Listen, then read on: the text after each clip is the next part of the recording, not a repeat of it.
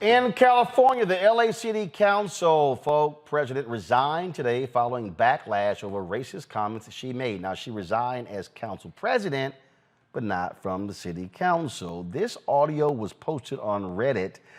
It has led to an explosion there in the city, and folks all around the country are demanding all three council members and a major labor leader resign. Listen to this. All the, folks like with Ascon, he did call me. He wants to have breakfast with me. What's taking him so long? I haven't. I just said, hey, we need to talk. You supported him from the... All right, don't worry, I got you. So you'll start seeing them line up. Isaac was the first. Now, folks, the conversation from October 2021 was Councilmembers Gil Cedillo, Kevin De León, and LA County Federation of Labor President Ron Herrera, in addition to the City Council President as well. So here's the deal, folks. So they were having this conversation, and they were talking about a number of issues, redistricting. Then it got real personal, talking about one council member who has a black son, also what you do about the district of Councilman Mark Ridley-Thomas, who was indicted on corruption charges, and also holding on to black power, holding on to political power. Now, folks, this thing has just exploded, and the comments about the adopted son of Councilman Mike Bonin caused him to react as well. Check it out. It's like the oddest thing. It's like Jackie Brown on this float. And then there's this white guy with this little black kid who's misbehaved. It's like you have they're not even, they're not doing, the kid is bouncing off the effing wall on the float, practically tipping over. There's nothing you can do to control him. Parece changuito. And I'm just like, oh my God. They're raising him like a little white kid, which I was like, this kid needs a beat down. Like, let me take him around the corner and then I'll bring him back. Yeah. ¿Se me entiendes?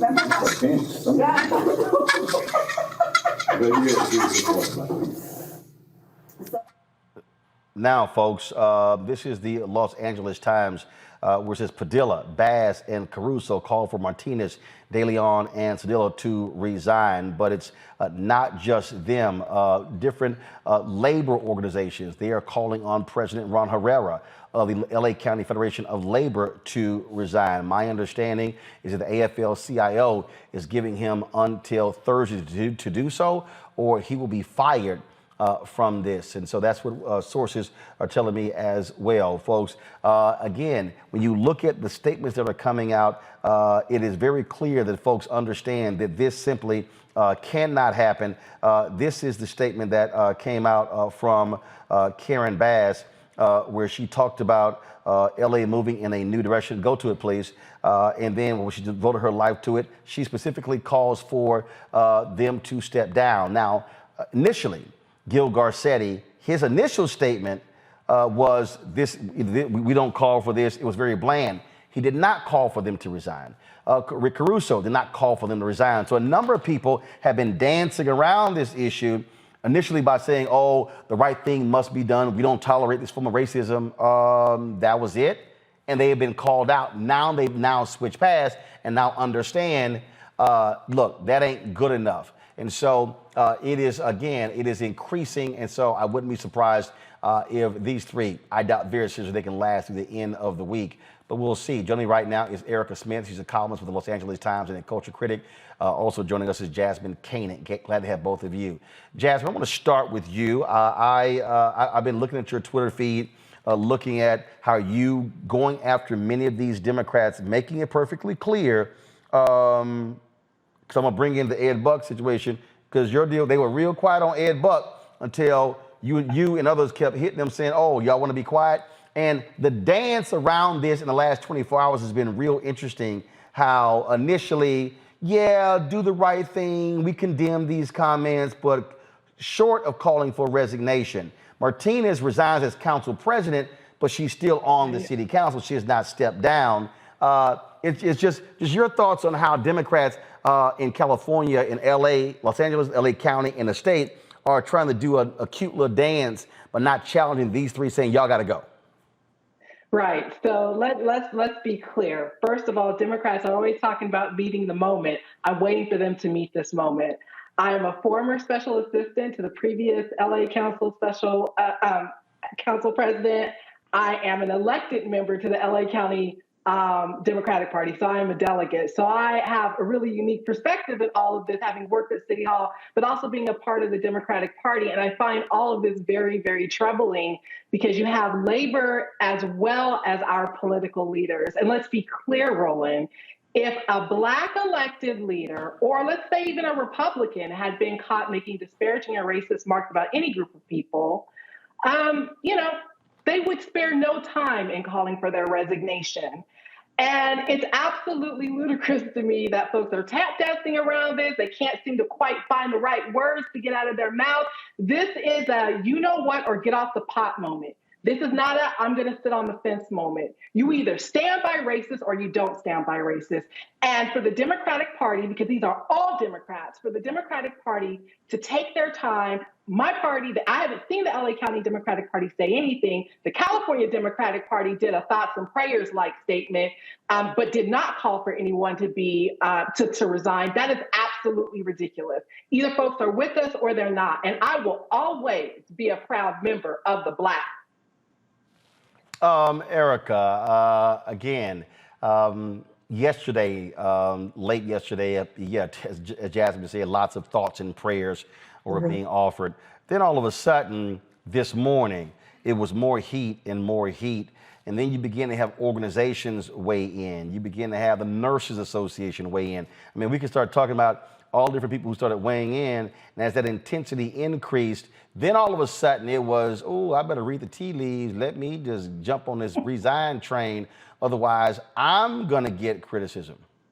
No, it was definitely a snowball effect. I mean, yesterday, as Jasmine said, it was a lot of, this is really horrible. We should condemn this and we can't do this in LA. Very few people outright called for them to resign, but it was overnight. I mean, I think the story just kind of kept going, into the wee hours of the morning. And this morning, Nuri Martinez stepped down as president. And, that was almost met with an immediate backlash of that's not good enough. Our editorial board at the LA Times has put out an editorial calling for all three council members to resign. This has, it's just grown and grown. And a few minutes ago, actually, Mayor Erika Garcetti put out a statement actually saying that all three members of the council should resign. And Representative Adam Schiff has jumped on board, Alex Padilla, our senator. So it's growing. I don't think there's a sense now of, that, Martinez stepping down as president is going to cut it. Jasmine, have we heard anything from Councilwoman Maxine Waters? Have we heard anything from California Governor Gavin Newsom? I personally haven't, but I do want to say this. They all have to go. There's only one zip code in the city of Los Angeles that has increased its Black population, and that's the one that encompasses Skid Row that Kevin De León also on that audio overseas. Okay, let's be really clear. These people, not only do they get paid with the money of all Angelenos, including Black Angelenos, but the labor leader himself, he conspired on audio to use the hardworking dues from including Black folks' paychecks to work against them, to dilute a district, to commit voter suppression, okay? So we have a really big problem here. These people vote on issues and things that affect all of us in this city. And as you know, Black people have been clinging on to stay in the city. We're less than 9% of the population. We make up the majority of the homeless. Many of us are moving down south into Las Vegas and other parts of the state because we simply cannot afford to live in this city. And so to know that our elected leaders and our labor leaders are literally sitting around laughing and conspiring about how to get rid of us, how to dilute our power, is absolutely infuriating to me. Erika, the thing that also I find to be interesting here is that what this also speaks to is a reality when it comes to Black and Hispanic battle over power. There was a battle in Houston when it came to the superintendent, where several Houston school board members were meeting privately, breaking state law. trying to bring back an Hispanic superintendent who had left and consistently overlooked the black superintendent who later actually left to go take a job in Missouri, even though she was bringing the district back. And so these battles, we've seen them happen over police chiefs, over fire chiefs. Here with Los Angeles, what you have are these council members and this labor leader, all Latino, trying to use their power to further take advantage of the political situation there and frankly stymie black political power in Los Angeles. Yeah, I wrote about that actually for the paper today and online today, talking about that tension. I mean, that's one of the things that really came up, at the time that this conversation was recorded, which is about a year ago. There was conversations about redistricting and how are these council districts, what are the maps going to be? And we all know that redistricting, no matter what level of government it is, it's going to be contentious. But, there was a just concerted effort. This hour-long conversation in many ways was just a strategy session on how to dilute the black vote here in Los Angeles. And so you have a Latino population that is, about half of the people in Los Angeles are Latino, but they do not have as many council seats. And you have a black population that has long historically been in South LA, has right now 3 members of the council that are black.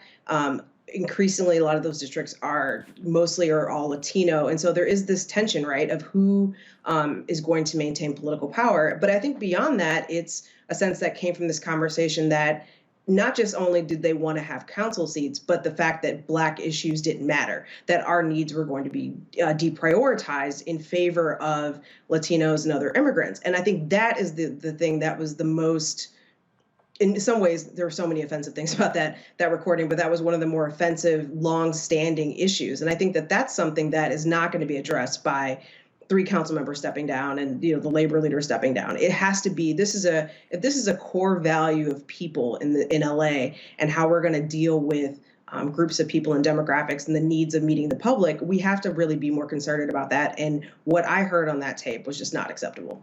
And for them to say that the LA district attorney, Jasmine, F him, he's with the blacks. Yes. She was real clear.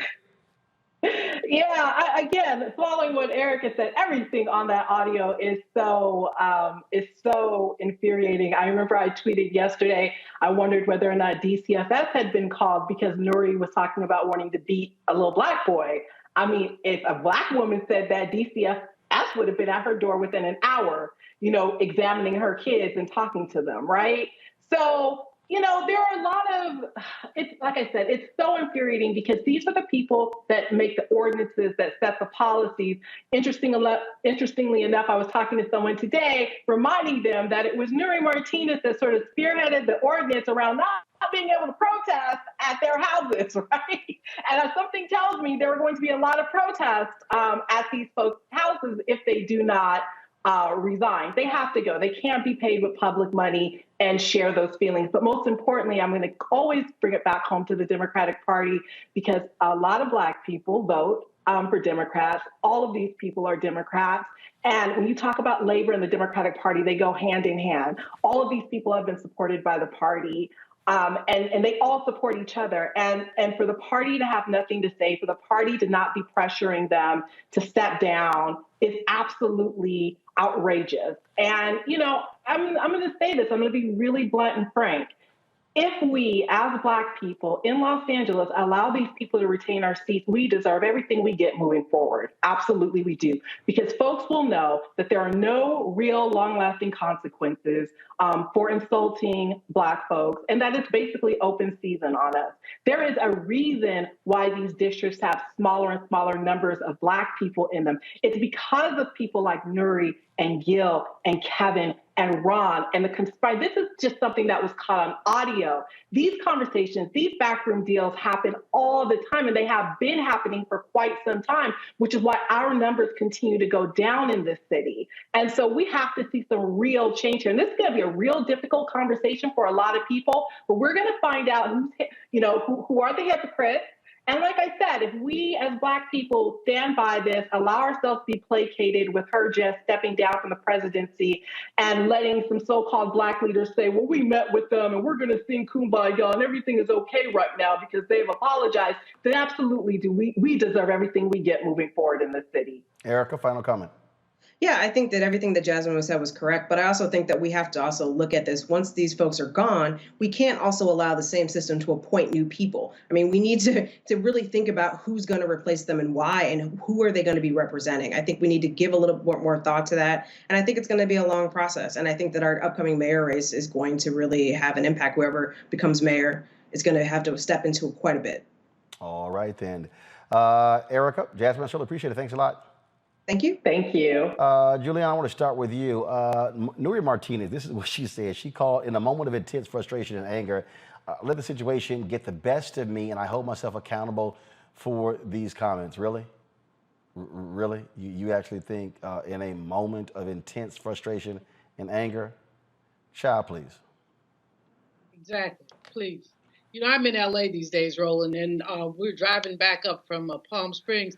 And the news was just popping, really, because this is just one of the most reprehensible things. One of the written rules in politics, as we all know, who covered things, is you leave people's children alone. You know, we have leave the child alone. So how does this woman talk about beating somebody else's child and calling the child a monkey? See, her resignation from the whatever chair she was, that's not enough. Her resignation from the council is not enough. The question that I think Erika raised in the last segment, Roland, is how do you prevent this from happening again? We're really dealing with issues of structural racism that nobody wants to talk about, or anti-Blackness that nobody wants to talk about. And so you hone down on the individual when the issue is systemic. It absolutely is. And I tell you, I don't see how these folks have any credibility whatsoever, Renita, to continue to serve. None. Yeah, this incident cracks open two conversations that we've needed to have for a very long time. Number one, as I always say, that racism is bipartisan. So there has been ongoing racism, systemic and otherwise, in both parties. And Democrats have got to get serious about realizing that we have just as much racism as the Republican Party. It just looks different. It's undercover, it's in back rooms, and it's on hot mics like this incident. The second thing is racism within organized labor. I've had many friends who have been staff for organized labor, organizers for organized labor, and they have talked about the ongoing racism that they face while everybody's supposed to be getting together as workers and coming together to fight for workers as one collective identity. That is not what we're seeing. We're seeing racism, go in and out of the organization, and racism come into play when you think about who can be promoted within the organization. And so I'm really disappointed that AFL-CIO is even giving the labor leader till the end of the week to resign or be fired, because what is the point of that? Are you trying to allow him to resign so that he can keep some type of future benefits like retirement or something like that? He should have been fired already. I mean, you've got the proof. This is his voice. He's not disputing it. What's the point of letting it go on for a week? And so this is some of the sneaky, ways that people are able to avoid accountability. It looks like allowing people to quit. The other thing that it looks like is the president just saying, well, hey, I'll do my own accountability and I will, step down as chair, but I'm still going to remain as a city council person, knowing that they will still have the power. So I hope that the folks in that area will come together and say that this is not enough. All three of them have got to go. And then I hope that they are really great candidates ready to step up and run, because it's one thing to get rid of these folks, and you absolutely must, but that community has got to be ready with folks identified who can fill these seats and really be for the community. Makongo? I think that this situation is unfortunate on many levels. I mean, there have been so many instances of Black people and the Latino community coming together to work for so many issues, going back to the civil rights movement, and just so many areas. But of course, there's always also been tension. If you read the work of Professor Tanya Hernandez, she talks a lot about the tensions that have existed between the communities. And you see in the state of California, the largest two class action lawsuits that have ever been brought has been brought by Black people against their Latino co-workers with the Inland Empire as it relates to the discrimination. So we see on multiple levels, there are these strong issues as it relates to discrimination from the Latino community towards the Black people. And we have Latinos now making up 40% of the entire population of California. So really at the end of the day, Roland, everyone's talking about how they need to go. And I believe that as well. But I'll tell you that I'm a little bit concerned in this kind of no apology type culture that we live in. It's really going to come down to their constituents. What do their voters say who live in their districts? Are they going to say, yeah, everyone's not perfect, everyone makes mistakes, and still keep these guys in? Because if that's the case, as Representative Renita was saying, we're no different than a Republican Party. So really, at the end of the day, they have to go, but the people on the bottom got to be the ones to call them out. Because, I mean, Martinez, she like even endorsed Bass back in August, right, just playing the game. So really, at the end of the day, we need more accountability. And this is why Dr. King said, on many levels, these white liberals and people within Democratic parties can be just as bad as these racist Republicans, because their lack of inaction and inability to call out stuff and really make the calls that need to happen when stuff hits the fan. Well, we certainly are going to see what is going to happen next in Los Angeles.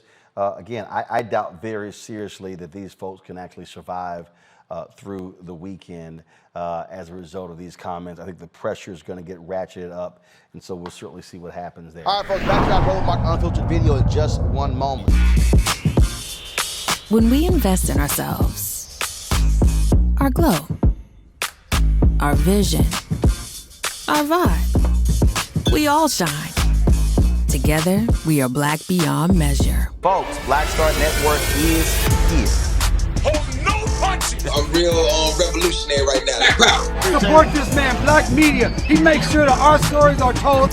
Thank you for being the voice of Black America, Roland. Stay Black. I love y'all. All momentum we have now, we have to keep this going. The video looks phenomenal. See, this difference between Black Star Network and Black-owned media and something like CNN. You can't be Black-owned media and be scared. It's time to be smart. Bring your eyeballs home. You dig?